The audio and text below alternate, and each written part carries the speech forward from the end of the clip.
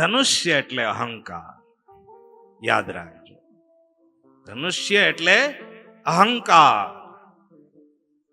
અને જ્યાં સુધી અહંકાર હોય ને ત્યાં સુધી ભક્તિ ન વરી શકે.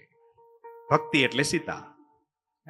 જ્યાં સુધી અહંકાર હોય ત્યાં સુધી ભક્તિ ન વરી શકે. જ્યારે અહંકાર તૂટે ત્યારે જ ભક્તિ વરી શકે. આ ઓરિજિનલ ભાવ છે ધનુષ્ય ભંગનો. અહંકાર તૂટે, હું પણ તૂટે ને ત્યારે જ ભક્તિ પ્રાપ્ત થાય. જ્યાં સુધી હું છે ત્યાં સુધી ભક્તિની કોઈ આવશ્યકતા રહેતી જ નથી ક્યાંય. અને હું આવવાય ન દે ભક્તિ. આવવા દે આઈ એમ સમથિંગ હોય ત્યાં ક્યાંય ભક્તિ આવે?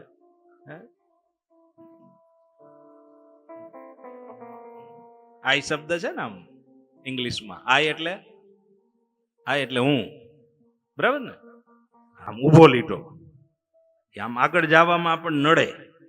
ઉભો લીટો આગળ જવામાં નડે, પણ ઈ જ લીટાને આમ આડો પાડી દેવામાં આવે તો સેતુ થઈ જાય અને ઈ આગળ જવામાં માટે થઈને એક પુલ બની જાય. માણસને જવાનો એક રસ્તો મળી જાય.